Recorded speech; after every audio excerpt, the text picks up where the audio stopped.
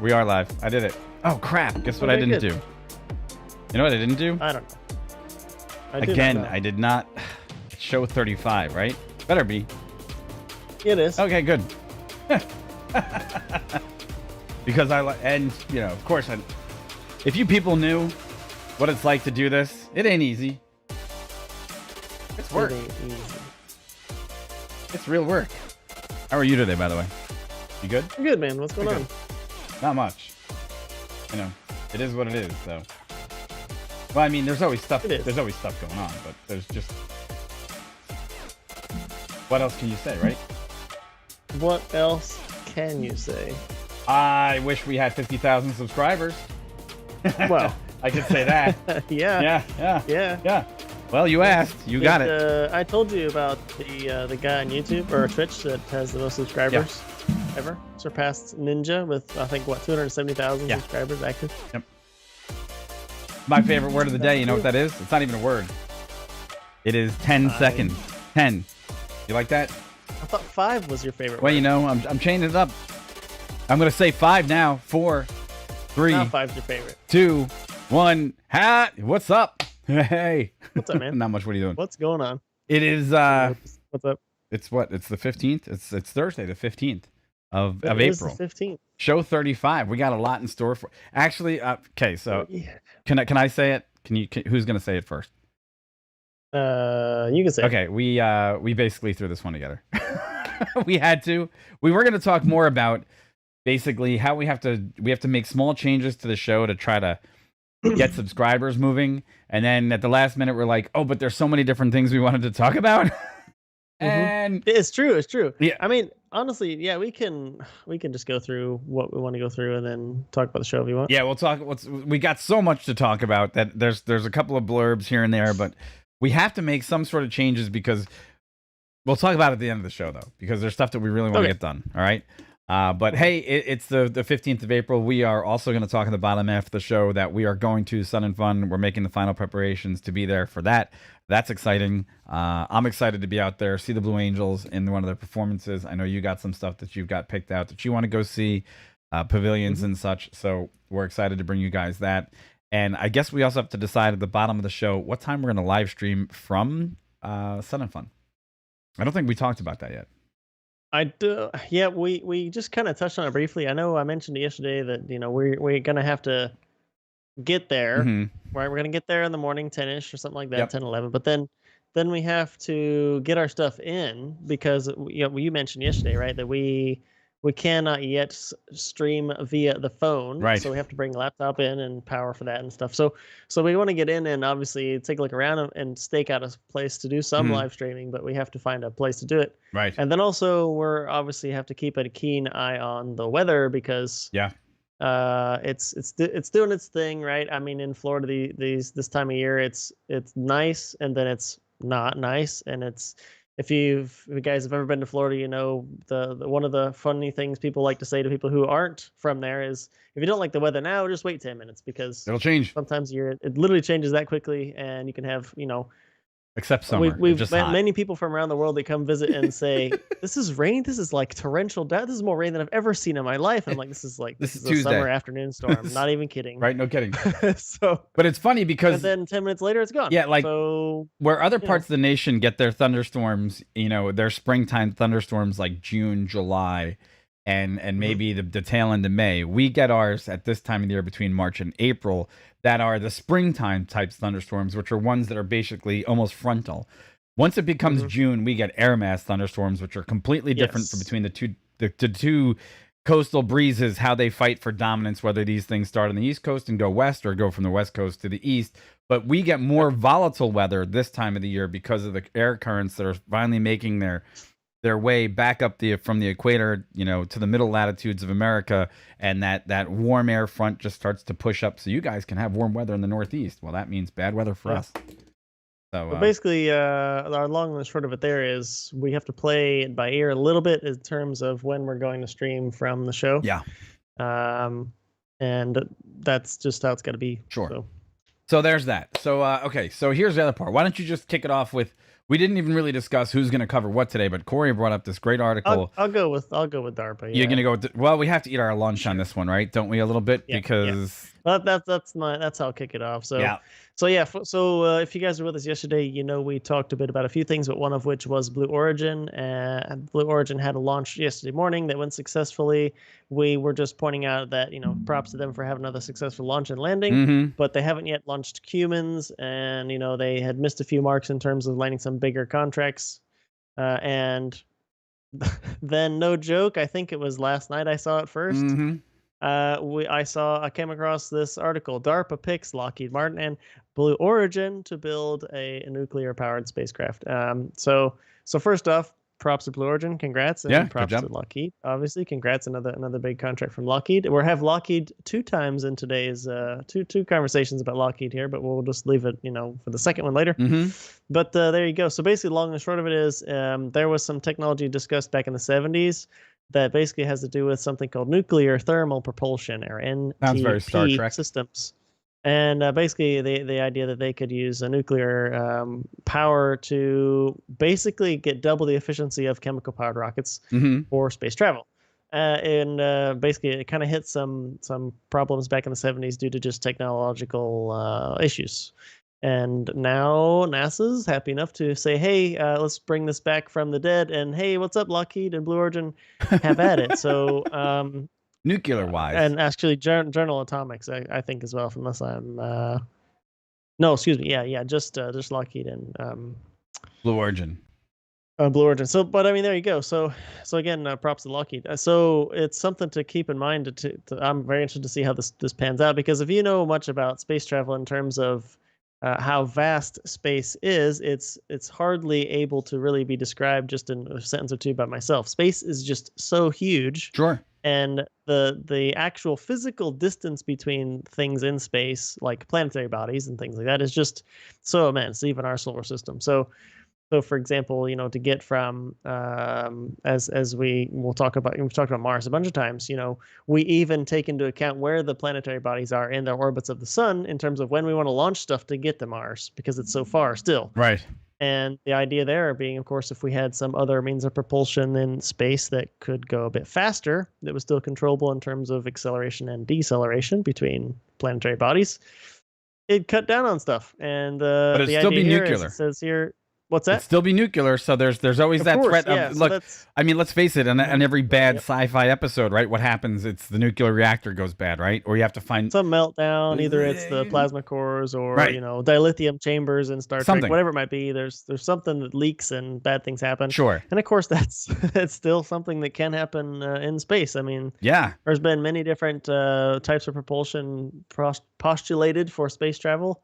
A bunch of really cool ones, even, everything from just more chemical reaction rockets all the way up to actual, I don't know if you've read much about it lately, but the principle of a way of warp travel that actually is physically feasible now, they think.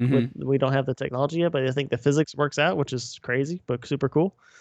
So anyway, about the DARPA selecting Blue Origin, we're again, props to Blue Origin. I'm happy to see what happens with this, because any advancement of space travel is super cool. I just want them to fold space and time. I think that's that's my personal opinion, is if you're going to go for the true sci-fi version of this, before you select warp speed and give me 16,000 on the reactor, fold space and time. That would be really impressive. However, they do make mention in this article, which I thought was really cool, about Draco, which is the demonstration rocket for agile cislunar operations. Okay.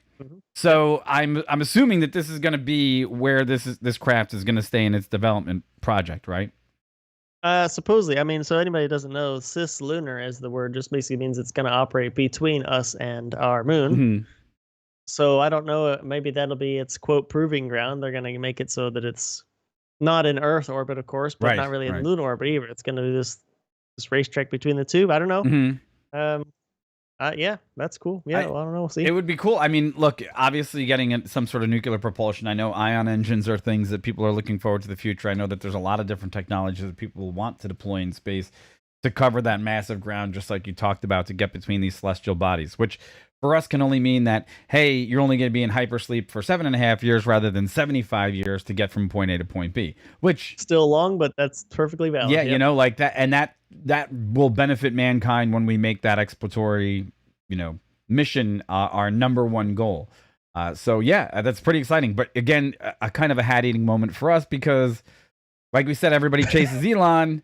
And here you go, just kind of a shot right across our bows and saying, "Hey, idiots!" It's almost as if they watch the stream and are like, "These guys are idiots because they got it wrong." Hey, who can we really screw them up? Let's get DARPA on board. Yeah. So, hey, good for them. Nice for them to get it. But there is one other thing I want to bring up, and it's kind of a surprise. You know, it also shares the name Draco, right?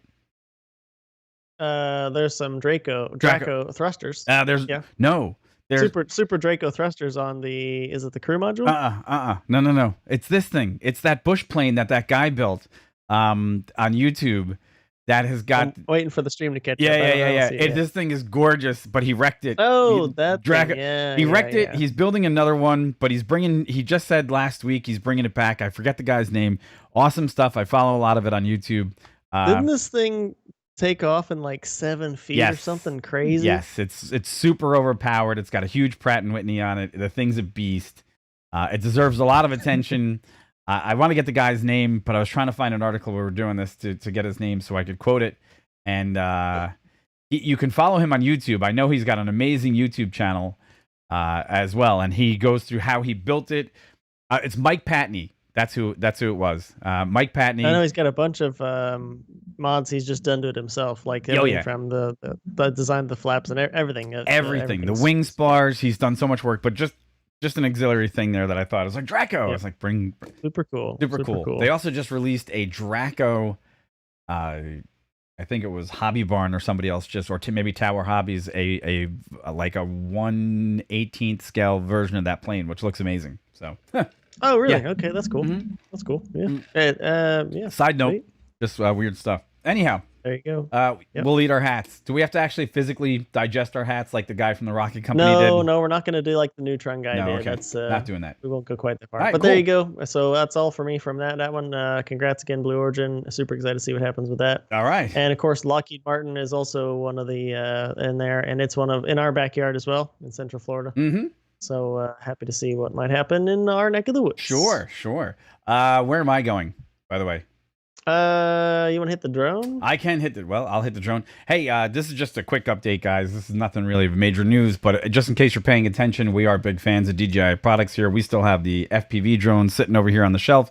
We got to get some flying done with that soon to get ourselves back up to speed with that video. But however, if you're paying attention, there was an update from DJI about a launch event that took place this morning, which was really not a surprise because once again, just like all DJI products, this pretty much pre-leaked, but it's the DJI Mavic Air 2, which is now the new Air 2S. Basically, they've come out with a more sensory-equipped 1-inch actual optical sensor on board, a drone that does, I think it's 5.6K, stunning HDR 10-bit video, and basically the same package as the old Mavic Air, but it drops the Mavic from the actual naming profile. And they just basically gave you every update that they've had for almost every drone in the lineup on their premier line in one small deliverable package in a Fly More combo with a bag. I believe it's $1,200. And they've even upgraded the sync system to what's included, I believe, in the DJI FPV. So, do they? Okay. Yeah, I believe they put Oculus Sync 3.0 on it. So they've made some major updates there as well. They've also given it a digital zoom, which is up to 6 times. But because you're going to be sampling at that 5.4K resolution, one of the nice things that's going to happen is that when you frame in on that, you're not going to lose nearly as much information that you've had in the past. Heads up to everybody that's out there that's really waiting to buy a new drone. This is probably the one that's going to sit out there for the next 2 to 3 years, which is going to be, I'm going to say, the baseline standard for what everyone else is going to measure against. And that 1-inch sensor is massive news, though. Really big news for people that are looking to get into the drone market. If this is the one, actually, if there's a one that I'd sell my Phantom 4 for, It's this one because if it takes that 1-inch sensor and gives you better low light performance and gives you 10-bit color in HDR, it's kind of a win-win. Yeah, the only thing to keep in mind, I think, obviously, if anybody's watching this and they're interested in like cinema quality, you're still looking at like Inspire 2, I think it's the black or whatever, with the bigger camera on it. That's like an $11,000 system. Right. This, I think, is the best solution other than something really, really professional. Correct. The only thing maybe to know for you guys as well is that the Air 2S, this one we're talking about, it does have a fixed aperture at 2.8 stops. F-stop 2.8, so that's just something to know. But still, and it does shoot RAW, right? It still shoots RAW. Yep. So it does. Yeah, I would agree with you too. If I was going to get a new drone for really anything in terms of aerial photography, with what I would use it for, or even I know some photographers and we do some stuff with them too. I'd still be looking at this one probably. It does take a little bit of hit to battery life supposedly. Over the old Mavic, but other than that, I think it's like 3-minute difference. 31 minutes down from the slightly quoted Air. The Air 2 quoted at 34 minutes. Again, as you guys know, it all depends on how the wind is and how much speed, everything. But still, I agree. I would be thinking about this one. Yeah, I think it's going to be close to pretty much on top of, if not the number one thing on my purchase list. I think this would be the one. Like I said, my Phantom 4 might go for sale here, real short, real cheap. Just to make it a bridge price so that I could afford that, that extra grand in there. Obviously I'd want another Fly More combo, so on and so forth. But yeah, I'm probably gonna pick one up soon. Soon. Yeah, it looks super cool. Obviously, you guys remember the new Mavics. This is still that same form factor. It folds up. It's nice and transportable.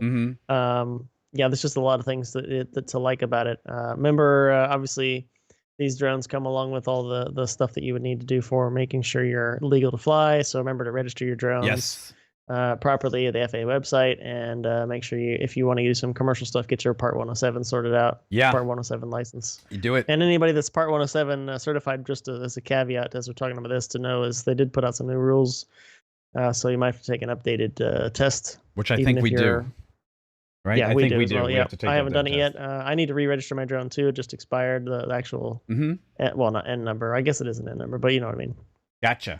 Well, no, it's not an N number. It's not. I don't need an N number, but it's a certification number. But anyway, there you go. Gotcha. So, but yeah, yep. Hey, with that, guys, just announced today, pretty new. Yeah, pretty new. Like, subscribe, follow, and this is gonna be changing a little bit of the format that we do in the not too distant future. Maybe a little bit shorter articles on certain things, but this is one to follow. And with that, I'm gonna kick it back to Corey because he's gonna hit you with another piece of information from ye old Lockheed Martin and a toy that the Air Force has got their hands on.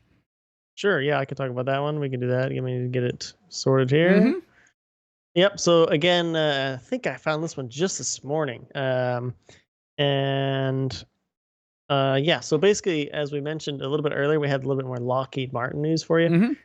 This is coming from basically the Air Force, so U.S. Air Force. So we've known for a while that they had rapidly prototyped their 6th gen fighter using some digital, a whole bunch more digital R&D, as it would be. And they had this new, quote, 6th gen fighter produced and actually flown some test flights within just 1 year from basically drawing board to actual flying it.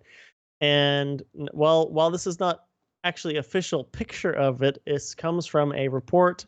There's a biannual report that the Air Force releases for their acquisition. And on page 55, I found this image, and it's for their next generation air dominance platform or fighter. And so, again, while not blatantly saying this is the shape and look and everything of it, it does kind of fit the bill of everything they want it to do. Everything from being fairly stealthy. It certainly looks like it. Looking at the cockpit size and all of the engine and armament in the picture, at least, it looks like it's a decent size still. Right. You can see how the engine nacelles, the intakes, and the exit are all very much set up as a stealthy mentality. Interesting thing here is it looks like those vertical fins, they actually will fold down into the body. That's kind of new. So, but as far as being really a replacement for the F-22, they more talk about it as being a complement to the F-35 and F-22, and then any of the other joint and partner forces for the air superiority and next gen kind of roles. They mention it's should have the capability to really follow bombers into deep missions, so it should have a lot of fuel space on board. Another reason to think it's probably a decent size. And obviously it has tons of stealth built into it. We can probably assume it's got all the connected capabilities that the F-35 has, as far as being really a platform. I would assume it's not really out there by itself. Right. It's all integrated with all the other assets on the battle space. So it's I want to just kind of bring it up again. They're not straight out confirming that's what it looks like, but I could see that being a shape that was not really new. I don't want to get no. You said it. You said it. Projects, but no, you said it. What? Shape. You said shape, and recently, and I wasn't going to say this, but you said it, so I'm going to say it. Recently, there's been recently we just saw something from the Navy destroyers. Yes. An article from they say there's flying vehicles leaked or whatever, but anyway, there's some green night vision footage of a diamond-shaped aircraft flying above a Navy destroyer. Yes. Pretty recently, and Very it's not recently. the first report of such things happening. And the Navy claims that they don't know what it is and can identify it. And I just was kind of joking to Mike as I introduced this to him before the show. I was like, what's the best way to test how your platform works? We'll just fly it over your own assets and see if they can what see they it. think about it. And if they just are like, I don't know, what's this? Then they can't figure out what it is. It doesn't make any sound. It's, it performs unlike anything else. Well, decent test. That's what it works. Look, hey, it's a great design, right? It harkens me back a little bit to a cross almost between, it looks like almost a B-2 bomber, but the F-117, which was the old Nighthawk, which was the original, which was the original stealth bomber, right? The single man stealth bomber, not the B-2. But it looks like a neat design. I mean, now the next thing is, how does it really complement what's already in the arsenal, and how much more stealth can it be for this type of future? It looks gorgeous. I can't argue with that. I would love to see more in the not too distant future, though. Mm-hmm. Yeah, and I think that's kind of maybe all I could say about it. I think I put the link to the article Air Force report in the you did? Link the description. Let me see. Okay. No, I didn't put it, but I'll add it. I'll add it right now as we're moving on to the next thing. But anyway, yeah. So we'll have to see, because it's not confirmed, but it looks they I don't know. Maybe it is basically kind of right. I mean, we'll see. We'll see what comes. Look, anytime and here's the thing, right? It's the trickle down theory. You basically have to look at this technology and understand that at some point there's some technology on board that aircraft that is going to trickle down into the regular marketplace. And obviously, if this is what this aircraft for stealth technology looks like today, who knows what we might be flying in the future that might, emulate some of the technologies that are on board, that it might be just more efficient and part of our future. So props to them. We'll see. Well, I'd love to see it in action. And there's that. Hey, there's other stuff that we have to see in action. But also, I just want to, hey, what's going on, James? James just chimed in chat. I just want to say hello. All right. With that, here's what I'm going to go into. You ready for me to go into the next one? Yep. Yeah, I'm just putting that link in there. You have it, though. All right. So everyone's looking for a green future, and it looks like it's going to be a very bright future indeed. Unfortunately, that doesn't mean the batteries are included. This report recently came out from NPR that says, as the auto industry prepares to go electric, which we've been cautioning people on for the past couple of weeks, there's a concern, how quickly can you get everything turned to electric? And my focus has always been on a little bit more of the industrial grid and how it would be, excuse me, not the industrial grid, but the consumer grid and how consumer power would be, taken over by electric vehicles at night in most households. However, as this industry moves on, they're also very concerned about the fact that there could be a very big shortage of batteries. And that is actually a pretty good concern, because as Corey and I have touched on many times here on the show, the concern is that while this battery technology is out there, and while many people are leading in industries in trying to get better performance from batteries, Tesla has just recently updated their inventory to include tabless batteries, which should include the transmission rate, reduce heat, and improve battery health. There's other battery suggestions out there for the future that solid state is in a not too distant horizon, especially coming from VW and their group. So it's interesting to look at this conversation from the perspective of right now, All these batteries means that there could be semiconductor shortages. There could be physical shortages in the elements that are necessary to make the batteries. And if everyone, including Kia, Volkswagen, BMW, and others, plan to bring their sedans out, already competing for battery space for things like their Ford EVs that are currently in the marketplace. Tesla's already got their 500,000, sales going. This could be a real complication for the EV industry. So as NPR goes to say is that on a conservative scenario, they expect lithium-ion battery demand to increase tenfold between 2020 and 2030, which is not a small increase. That is a massive price to be paid for clean energy. And it's not necessarily catastrophic in the demands that it's going to place on it. But again, we also explored this week that if you look at Silverado and Hummer, adding another 100,000 cars possibly to the demand of electric vehicles by 2024, you're going to exponentially blow up this marketplace to the point where a battery shortage and the components to build them is virtually on the precipice of becoming extreme. But literally partners right into what we spoke about, I think, a few weeks ago about VW. Yeah. And some of the other players, I mean, that are not small players. They're not. And have now committed, hey, we're going green. We're building our own factory. For sure. Stuff's happening. Yeah. And now, as soon as you started in the beginning of this article, I remembered something I just read minutes before we started the show, and I had forgot to mention to you. It was an article I just found on The Verge 6 hours ago, posted that said that NVIDIA warns that the great GPU shortage will continue throughout 2021. Of course. So, I mean, that again, not a giant warning there, but global chip shortages, along with all the shortages of batteries, we forecast the supply chain there. All that stuff is linked to some extent, and I mean, here we go. Well, they even go in this article to say that BMW and Volkswagen have both entered specific contracts that they can get direct access to lithium out of lithium mines as part of their contracts for battery delivery. So, to take out the middleman for what's going on, look, how many things rely on lithium battery technology, right? And let's tons of battery powered stuff. Okay. Now let's look at the recent flare-ups of problems with lithium battery technology, which includes Samsung had a major phone release almost destroyed by battery technology gone wrong. The 787 had two, if not three battery issues in which they actually turned around and at some point said, hey, we have a lithium, power plant problem.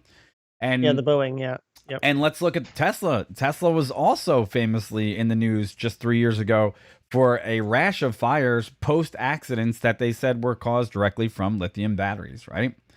So, and this partners in with our talk about solid state just a few times ago, so while there's still a whole bunch of things happening in terms of battery shortages we see coming up, hopefully there's some advancements in terms of battery technology changing to obviously make better performing batteries, but batteries that are safer in multiple environments and would also hit this shortage problem as well. Yeah, I mean, look, either way, I think everyone's excited, and for a real gearhead like myself, and for someone that has probably over the last 20 years flown, more things that suck gas and turbine forms, piston form. And even the fact that I love the fact that I have a normal petrol, powered vehicle, turbocharged nonetheless, which I enjoy. And I think, if you looked at maybe 15 years ago where people looked at the fact that electric would come in, overtake these petrol, noise-making, fun machines to drive, and Tesla's kind of solidified that performance variant in there to make people desire maybe electric cars a little bit more. However, it's not going to be an easy jump to get the entire infrastructure up to speed to accept electric. It's just we can only say it so much that it's great, it's fantastic. Electric is a beautiful power source.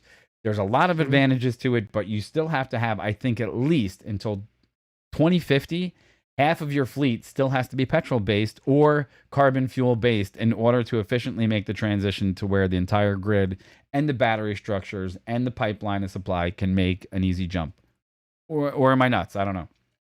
No. It's I've told you guys before. I drive a Tesla as well, and quite happy with it for various reasons. But I'll also admit I have a can of 112 octane racing fuel in the garage as well for other reasons. Your lawnmower. And I mean that's the world has been built on petrol. Sure.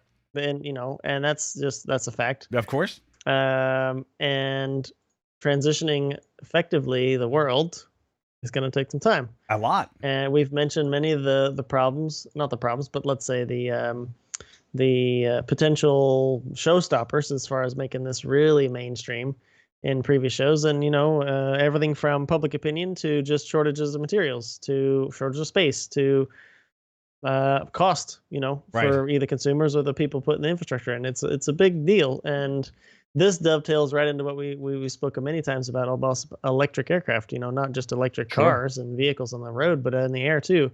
And now that eVTOLs, I mentioned again, eVTOLs are taking off in terms of how, traction they're getting. They're going to be now competing for a market. eVTOLs in a way kind of wasn't a market that really existed 10 years ago. So it wasn't a thing. No. I mean, there was Moeller and some things, but he really wasn't into batteries. So, but it just really hits exactly what you're talking about in terms of supply chain problems. I just had an idea. Look, the other problem that you're also going to run into is oil is still going to be necessary as a lubricant.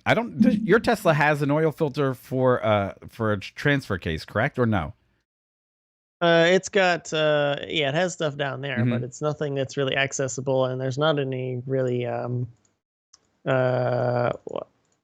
there's no what do we call it? No service time on it, right? As far as I know, because it acts as more of a motors, lubricant. direct drive motors. Right. So there's stuff that has let's say grease in the bearings and stuff. There's that stuff still in there, right? But there's not really a transmission to speak of. I mean, not in the same old sense. The same old sense, correct. Well, my only thought is that look, as you develop these more exotic electric applications with batteries and motors and so on and so forth, and as you put them in traditional places where batteries and turbine engines where you put them in places where turbine engines and others once existed, you're still going to have things like transmissions. And as these things become more elaborate, you're still going to have needs for lubrication. You're still going to have some sort of basis of fossil fuels or synthetic oils that are going to be necessary also to transition to the future. So as part of that discussion, I just don't want people to go into this, this great big future and go, blinders on, it's going to be perfect. We're going to eliminate all these things, because I can tell you there's relics, and I do mean relics, of oil rigs off the coast of the Gulf of Mexico that would prove you otherwise as to our oil demand and what we need to remain, fluent in the new technologies that we're looking forward to going into. You're still going to be needing some of these carbon-based products and plastics and oil for plastics. And that's exactly what I was going to mention was plastics, don't forget, have a foothold in petroleum products. So I was going to say the same thing, at least even just for plastics on itself. Yeah. So there's, it's not going to be that easy. It's not going to be that easy. So anyhow, hey, subscribe, and follow, because in the same vein, I will take you on another journey, because there is one more auto manufacturer that I didn't see on the horizon that was going to go green, but they're doing it. Okay. It's Matchbox. This is just boom, have at it. Yeah, exactly. Matchbox is revamping his brand, and it's going green. And basically what they're doing is they're looking to reduce their footprint in plastics and how they make the actual packaging, how they make the actual cars. And they're expecting that they should be able to get rid of all of their plastic dependence and go to completely recyclable materials by 2030, which, when you think about it, it's very nice to see that there's a conscious future going forward. And they're saying that this actually, the Tesla Roadster, fittingly, which will come to consumers in 2022, will actually make up the beginning of what's going to be considered their green line. Which, hey. Yep, recycled zinc, recycled steel, recycled plastic, recycled paper. Yeah, everything recycled. Yeah. So, hey, stop burning your Matchbox cars now, because you could just probably trade them in, get them melted down, and it'll come back as a Tesla Roadster, which will be interesting. So, it extends a long way in transformation of what people's thought technologies and behaviors are going to be going into what's considered the green future. Hopefully, it'll all match up. Interesting, just fun stuff. I'm just reading the rest of this article. I hadn't read the bottom half of this article yet. It just says, Mattel, obviously, this pushes one part of Mattel's attempt to reach the 2030 goal using recycled recyclable or bio-based plastics.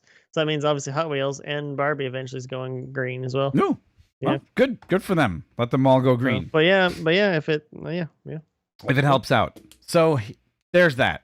All right, so that part's over. So we kind of moved through those things a little quicker because we have to discuss what's going to happen with the channel, because this is an open discussion that we want to involve the people that we generally know watch our videos, because we have to figure out a way how to A, grow a subscriber base, B, continue to be infotainment, which is what we basically are, and C, if we need to move our time or our schedule or introduce new products into what we already do that are more akin towards what we're already supplying, right? So what are your thoughts on that one, Corey? Yeah, exactly. So as Mike introduced, we're talking a little bit now, just the end of the show, or at the end of the show, just about the show itself, right? We know when we came together and we talked to you guys about doing this show, it was about talking to you guys and bringing you into the conversation that Mike and I already have about things we like to talk about, new technology that excites us, new aviation stuff that we think is cool on the horizon. And we do understand that as we talk about this as well. We're learning from each other, things we might know or have seen or read, but also we're learning from you guys. Hopefully, as you guys talk in the comments or we have interactions with you. So there's an entertainment and a back and forth there too. But we know from just doing some looking around that maybe the time itself isn't the best for people. We know people in different time zones, and we know that we make clips of the show. But we also thought maybe that we might move a bit later in the day. Maybe, as Mike and I have talked about, maybe like 7 or 8 or 9 o'clock at night Eastern time. And so if anybody wanted to pick up maybe the live show, it'd be easier to do so and participate in that. But then we can make clips of that after the show. And, you guys can access that whenever, obviously. Sure. We also have, and don't get us wrong, we're not thinking of stopping our live adventure shows. No, not at all. Right, where we go to air shows and car shows and stuff, where it's still a plan. But we also have told you guys before, we had some luck with shorts. Wait, right? No, I'm taking shorts. I'm taking shorts. All right, cool. So with that, I'll kind of pass it over and just we'll keep talking. All right. So basically, if you guys don't know, to give you a peek behind what we actually do on the show, right? You've seen that we've produced some shorts on some of the activities we've done, right?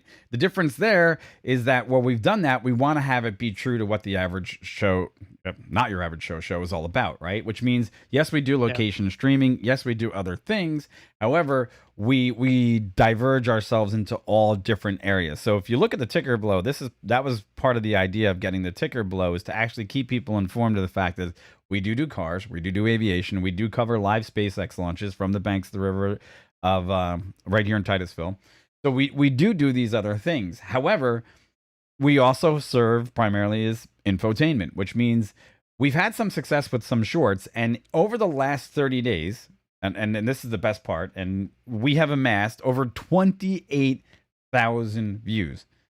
Okay, and we went from how many hours? How many hours? Like we got 300, we got 340 plus view hours. Okay, from various different clips and videos from the show, which means obviously there's an appetite for these things, but it doesn't necessarily mean that all of that transfers immediately into a subscription, right? People don't necessarily subscribe on that base alone.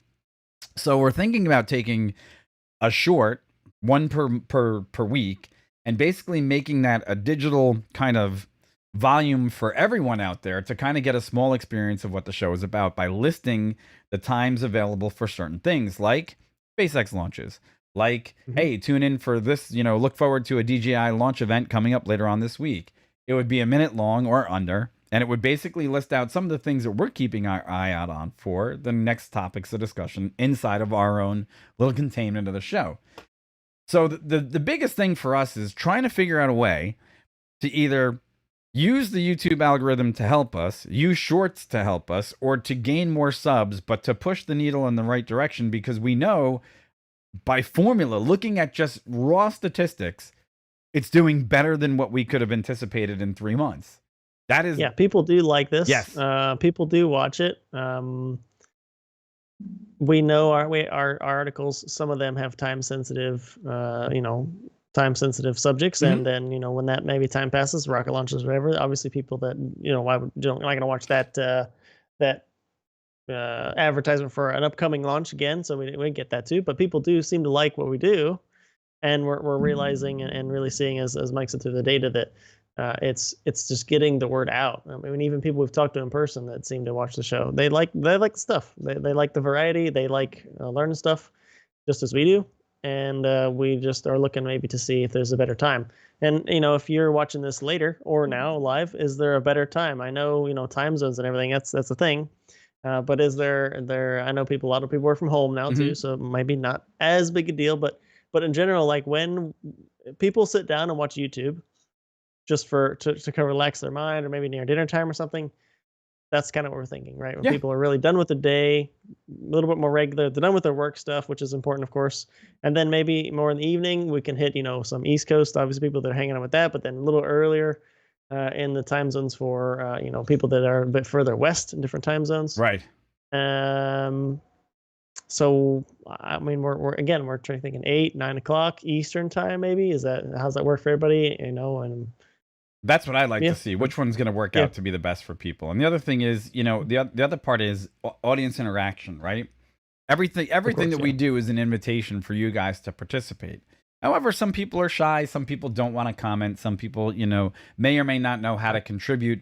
And sometimes we might miss the mark on what we're talking about, that we're not delivering enough content directly aimed at what it is supposed to be part of the show, which is you, the average viewer, right? And we say that with all intent of making this a roundtable discussion, right? So that would be the part about moving the time to a frame where we're actually getting more positive interaction with people. Because look, the way this medium is supposed to work is we've developed what is basically an infotainment show that carries 4 subjects per show, that basically exposes us to different tastes on YouTube on purpose, because collaboratively they're still the same person that are the same market. Okay, collaboratively they're still a representation of us, and if those interests exist in us, there's got to be other people out there that have nearly the same interests, or at least one or the other, right? Yeah, that's why we did the clips, right? We know some people don't want to know about upcoming eVTOLs. Maybe they don't, but they really like cars and they want to know about cars, and bam, so we got cars. That's the one to do, right? So the other thing is, we could do a ton of excursions, not do as much as the live stream, right? But the difference would be is we have to make some way to make sure that we could do both, because I like doing live streams. I think they're fun. I think they're more interactive. For me, I mean, I also, on my end, I like the live streams. I mean, I like going on the excursions. That we talked about this before, going to air shows, going to car shows. We do this anyway, so we'll make videos about it. Right. But it's not like I'm gonna stop looking at these articles, because when we say, oh, I found this article about this new fighter, or I found this article about the NVIDIA cards, or this is stuff I read about anyway. Right. I'm gonna do it anyway, and we're gonna talk about it. So, and I honestly, from streaming on Twitch and with you guys here on YouTube, I like talking to you guys. I like seeing what people like and see what people don't like, and interacting more than I thought I would, to be quite frankly honest. So, Ooh, surprise! I didn't know that. And here, James just said, "Hey, if for the most part, I would likely miss the live shows then if we change the time." And we know, and we don't look. Really? And here's the hard part. We know that there's if we knew which avenue to go, which this is still experimental, right? We would have an obvious answer, and we'd be able to go in that direction. And that's the thing that we're trying to gauge. I think the easiest solution right now is going to be to try a few more shorts that are directly centered upon what we do here, and then see how that parlays a little bit, and then see what changes we can make, because it's got to be fluid. And we're not really afraid of changing the formula or the time slot. We want to make sure that we're serving the market that we really want. And just like Corey said, we would do this regardless anyhow. So we might as well make it self-serving so that it fulfills the purpose in the end.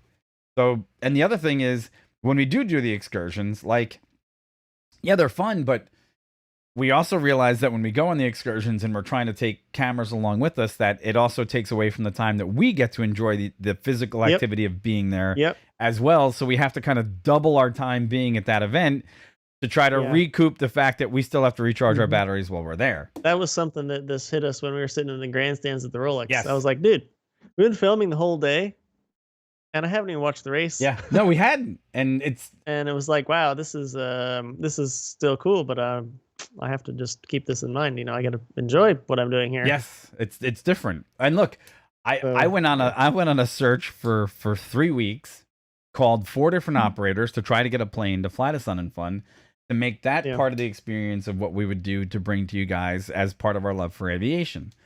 You know, nothing diminishes in that respect of what we're willing to do to try to, because I would have probably tried to go fly another plane on my own recently anyhow, because I just need to get current and I just want to. Yeah, I do too, actually. But, you know, this is things that we can do to bring you guys along. So, hey, we know that certain videos that we release get probably 15 to 20 views on our subscriber base, and then they get masses. You know, like we've got a couple of videos right now that have like 1,700 views, and they've brought us some subscribers, but we're getting massive amounts of views from people that ultimately don't subscribe. Now, whether that's whether that's our problem that we have to modify the show, or whether we're missing other targets, we really need to know that from you guys, the viewers. Yeah. So that's important as well. So, and then I guess the last part is we have to try to figure out what time we're going to try to live stream tomorrow. What did you say? Say it again. What time we're going to try to live stream tomorrow? I'm thinking maybe noon. Maybe we should try noon. Yeah. Let me pull up the air show thing again. What times were the air show starts at 1, actually. Right. Every day. Oof. Lakeland's weather just went to crap for tomorrow. Yeah. I just saw that. My wife was talking about it earlier, actually. She was like, you better check the weather again. I know your plan was Friday, Saturday, but Friday might be a partial wash, because right now they're saying a 40% chance of thunderstorms throughout the day, which would not be ideal, but our equipment would survive. You know, it would turn the grounds for actual sun and fun to mush. But yeah, which is never fun. But it looks like Saturday is going to be beautiful weather. Yeah, the Saturday has some day air shows as well, but also has the night show. We're still kind of trying to figure out if we can. We're gonna take video of the night show, I know, anyway, but whether it's gonna look like anything you guys can really see, it's a night air show. To be seen. Yes. So we're still gonna be there. We're still gonna see what we can get, but that's gonna be. It's not quite the same as when you guys saw our really cool night stuff from the Rolex over at Daytona where it's International well lit Speedway. and different. Yeah. It's a track with lights on it and cars zooming around, and that's how it works. But when you've got a plane with some lights on it in the sky and it's nighttime, you're going to lose some of the experience. We know. Anyway, the point is we're going to be there Saturday for sure, but yeah, we have to figure out when the actual streaming will take place. Sure. Okay. Well, with that said, look, we're out of time. I'm going to say, look, if the weather turns bad enough that we really can't bring you anything of interest, but we're sitting around doing nothing but huddling under the rain at 12 o'clock tomorrow, let's try to aim for noon. From say noon to 3 o'clock. The channel might go up and down sporadically for whatever events we can find ourselves getting ourselves into up there. How's that? We'll leave that window open, because then if there's stuff that we can already bring you, some pre-recorded video that we can throw up on the stream or so on and so forth that we've just downloaded really quickly, we'll see if we can do that as well. So there's that. All right. I think that's it, really. That's it. Hey, yeah, it's hard to get good video of night air shows. Yeah, it is. Now, the one caveat there is, if there's really, really good stuff, they like to do it at dusk, so you do see the contrast of the aircraft, and they have, over the last few years, the times that I've been there for the night show, they have upgraded some of these planes that fly at night with lights all over the place. There's lights in the engine nacelles, there's lights on the wing tips, there's lights under the wings, there's lights on the the tips of the wheels. They have done things to make these things look very elaborate. So we're hoping maybe we can get the best. And for the GH5, this is the one that I'm using right now. We've got 2 new lenses that I want to use on this camera for this event alone, which I think might be phenomenal. And the ZV-1 seems to be a pretty good workhorse, so we're going to see what it can do. But we're also going to try to get some stuff with our phones, because they seem to be all around just great 4K, providers sometimes. So we'll see. Yep, we'll see. We'll see how it goes. All right. With that said, we're going to sign off. Hey, guys, thanks so much for being a part of the show today. We appreciate all the support and all the subs and all the likes. So thanks again for that. And that's it. That's all I got. Yeah. We'll see you tomorrow. Take it easy. Stay safe. And we'll catch you later. See you guys later. Bye-bye. Later. Bye-bye. Take it easy. Yeah. That's it. Oh, man. We're right on time. Even though we're a little bit late. But hey, guys, we'll catch you later. Peace. Bye-bye.